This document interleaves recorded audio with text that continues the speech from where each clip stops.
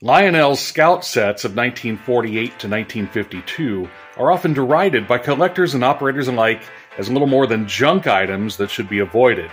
But how much of this reputation is true, and how much is just unflattering hyperbole? Let's look at the truths, half-truths, and outright myths surrounding Lionel Scout sets in this episode of Toy Train Tips and Tricks.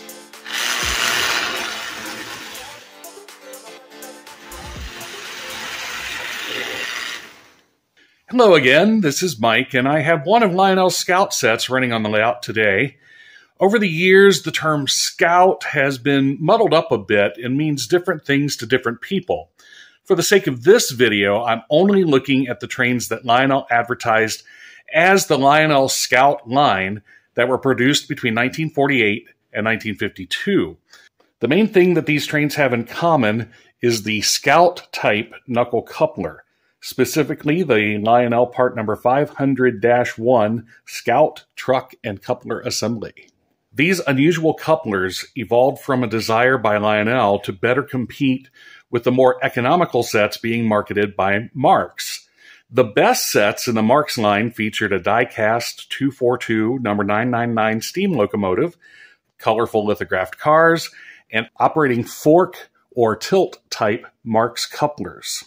Lionel's early post-war couplers were the electromagnetic design, which, while far more realistic in appearance, were far more expensive to manufacture and required a special electrically operated uncoupling track to uncouple. There was no way to uncouple these manually without picking the cars up. The Marx couplers, on the other hand, could be uncoupled either manually or remotely, and a deluxe Marx set could be purchased for under $20 in 1947, while the cheapest Lionel set retailed for $22.50, a big difference in $1947. But with these new couplers, as well as some other cost-cutting moves, the new Lionel Scout sets retailed for $15.95 in 1948 for a set with a basic number 6007 SP-type caboose, a number 1002 gondola, and a number 1005 tank car. Or for $18.95, you could add the new X1004 Baby Ruth boxcar as well.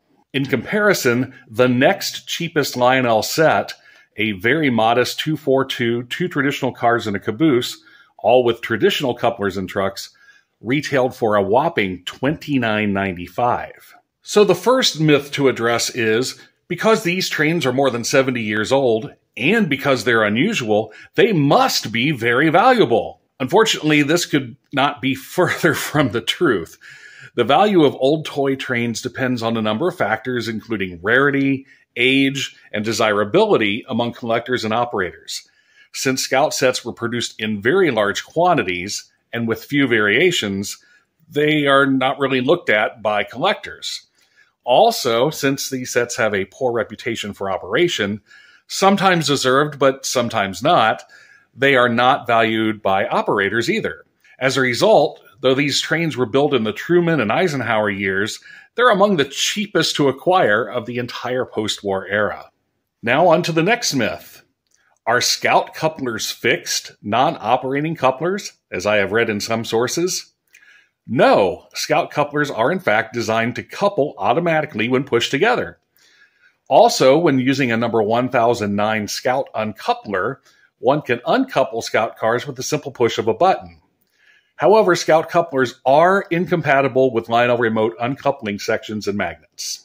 Next, is it true that Scout couplers are completely incompatible with standard Lionel knuckle couplers? Well, that's partially true. As designed, the Scout coupler will not mate with a regular Lionel coupler.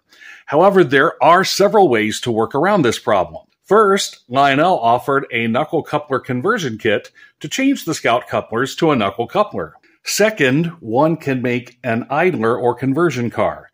Using one Scout car and one later semi-Scout car with knuckle couplers, you can swap one truck from each car, making two cars, each with a standard coupler and a Scout coupler on either end. This allows you to swap back and forth between regular and Scout couplers in your train. Third, if you don't mind modifying the car, one can file the pointed end of the Scout coupler flat and reduce the overall size of the knuckle slightly. Then it will mate with standard knuckle couplers, and the modified coupler will still mate with Scout couplers as well, allowing you to interchange freely between Scout and regular cars throughout your train. It's also said that Scout and later semi-Scout trucks developed a strange discoloration, white, yellow, or even brown, that is unsightly to say the least. And this is true. This phenomenon is related to the mold release agent that was used for these truck castings. However, as I demonstrated in an earlier video, these trucks can be returned to like new appearance in a matter of seconds with the simple use of a hairdryer or heat gun. Another important cost-cutting feature of the Scout sets was the development of a new, mostly plastic motor. This motor featured two-position reversing, forward and reverse, rather than the traditional three-position forward neutral reverse, and eliminated the so-called E-unit reverse unit in favor of a spring-loaded device that actually rotates half the motor physically to reorient the brushes in relation to the motor field. While this is complex to assemble, the plastic motor mechanism was cheaper to produce than a traditional metal-framed motor with an E-unit for reversing. The easy way to see if you have a plastic motor is to look for the lockout switch, which is located here at the top of the boiler and travels parallel with the length of the boiler, as opposed to a switch that is either under the locomotive or perpendicular on top of the boiler, such as this. This plastic motor was used on many starter set steamers through the 1960s, and it's a source of much of the lore of the Scout series. Let's look at each of these next statements individually. Number 1, Scout motors are loud. Yes, they are. The orientation of the motor halves and the plastic construction makes these motors much louder in operation compared to their metal framed counterparts. Number 2, Scout reverse units are finicky. True. Again, due to the special reverse mechanism, these locomotives are susceptible to unwanted reversing due to power interruptions and the occasional hard bump in the track. Plus, with the lack of a neutral setting, this often leads to derailments during unwanted reverse incidents. I usually operate mine with the lockout switch in the forward position and keep the locomotive operating in forward only. Number 3, even basic maintenance is impossible on these plastic Scout motors. False. As I demonstrated in an earlier episode, basic maintenance such as lubrication, brush cleaning and changes, and cleaning the commutator can be done on a plastic Scout motor. It is more complicated than on a metal frame motor, and you must be careful about the orientation of the brush holders, but it can be done, even by a novice hobbyist, with the help of some proper instructions. Number 4, major repairs are impossible on a Scout motor. Mostly true.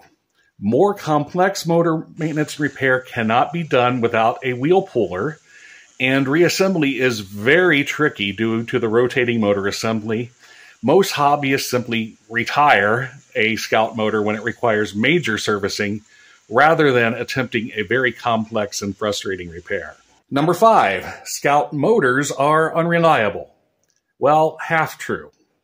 Plastic Scout motors do tend to fail sooner than their metal counterparts, but this is mainly due to a lack of maintenance.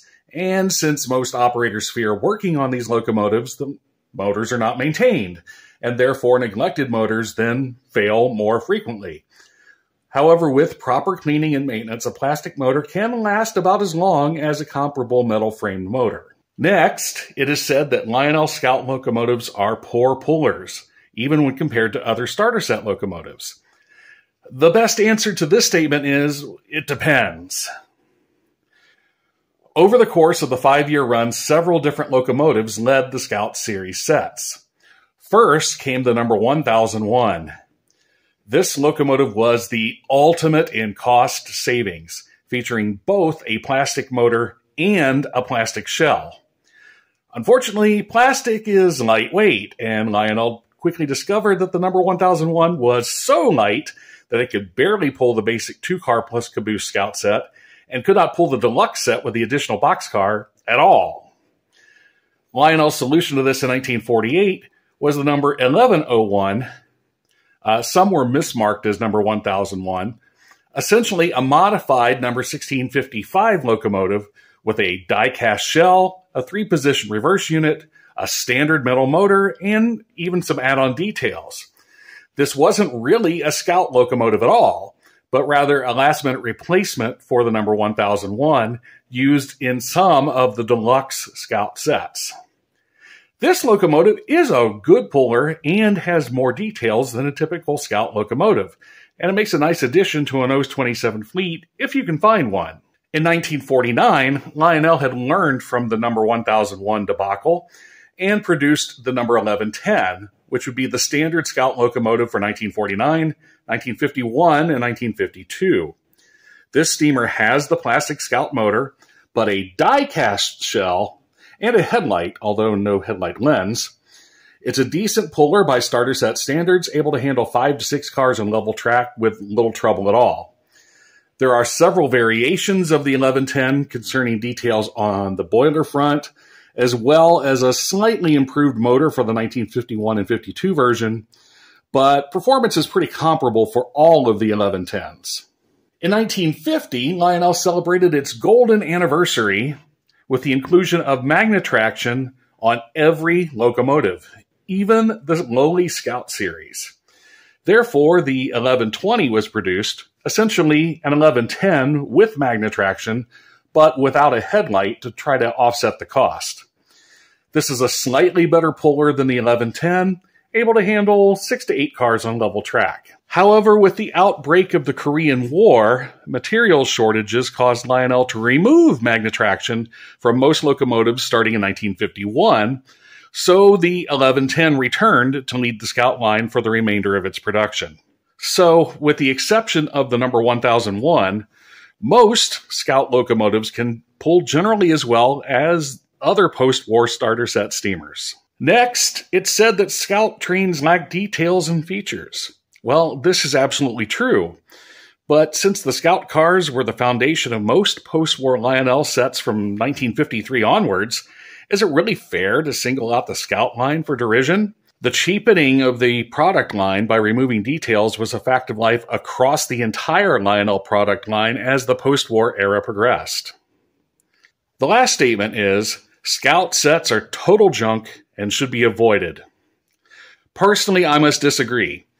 With the exception of the 1001, Scout locomotives are comparable in operation to other post-war starter set steamers.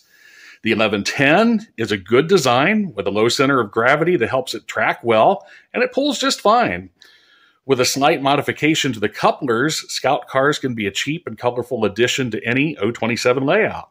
So, if you're looking to make an inexpensive addition to your O27 layout, or simply looking for something you don't have to worry about the grandkids destroying when they visit, give these underappreciated Scout sets a look. I hope you enjoyed this episode, and if so, please like it, share it, subscribe, and leave a comment about your experience with Lionel Scout sets. Keep the trains running, and we'll see you next time on Toy Train Tips and Tricks.